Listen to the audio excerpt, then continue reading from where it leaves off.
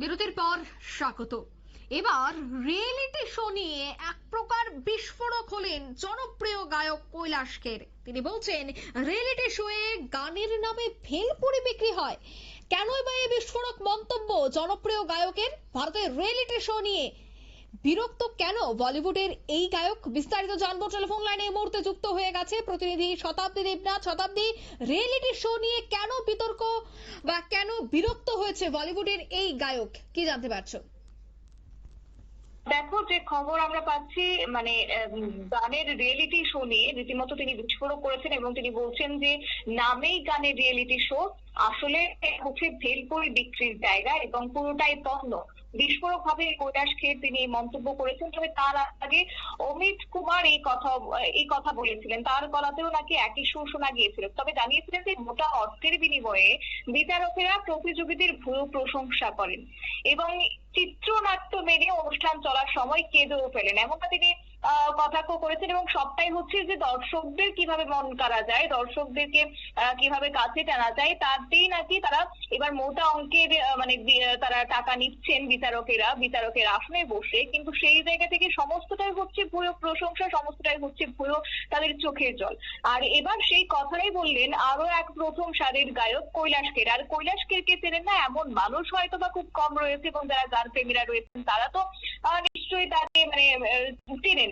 এবং এক বই প্রকাশ মঞ্চ অনুষ্ঠানের মঞ্চ থেকে এই ক্ষোভ উগরে দিয়েছেন তিনি, এবং তিনি বলেছেন যে ওনার কথাতে কোড আনকোড যেটা তিনি বলেছেন যে নামে রিয়েলিটি শো, গানের রিয়েলিটি শো, সঙ্গীতের সঙ্গে দূর দূরান্তের কোনো যোগাযোগ নেই, সঙ্গীতের নেই সেখানে, এবং পুরোটাই নাকি পণ্য, এমনটাই তিনি বলেছেন। এবং এক যুগেরও বেশি সময় ধরে ছোট পর্দায় রিয়েলিটি শো এর রমরমা কিন্তু চলছে। আজকের দিনে দাঁড়িয়েও যদি দেখো যে প্রত্যেকটা বিভিন্ন কোনো চ্যানেলে তোমার রিয়েলিটি শো হচ্ছে, এবং রীতিমতো কন্টেস্টেন্টরা তারাও যাচ্ছেন, তারাও অংশগ্রহণ করছেন, কেউ কেউ আবার উইনারও হচ্ছেন।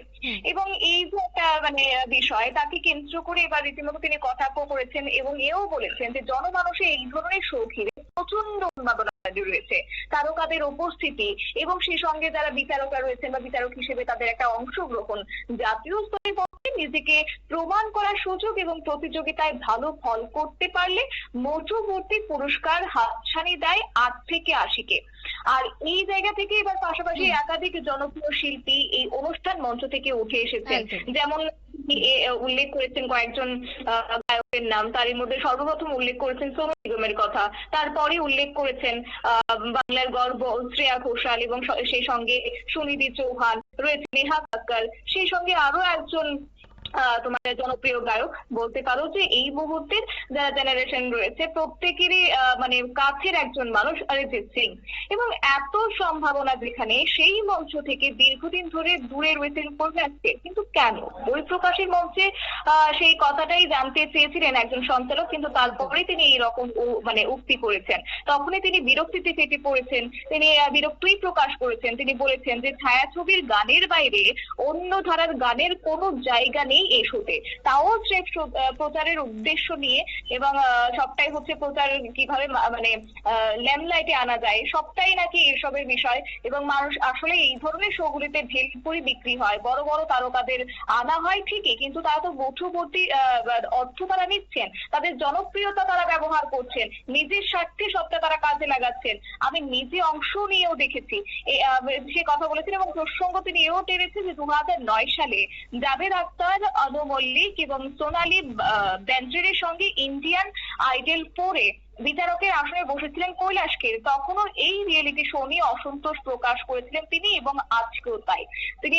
এবং সেই সময় কৈলাশ খের সারেগামাপা, লিটল চ্যাম্প, মিশন, উস্তাদ, রক অন এবং নানা জনপ্রিয় তালিকাতে, নানা জনপ্রিয় শোতে তাকে দেখা গিয়েছিল বিচারক হিসেবে। তারপর থেকে টানা 15 বছর তিনি আর সেখানে বসেননি।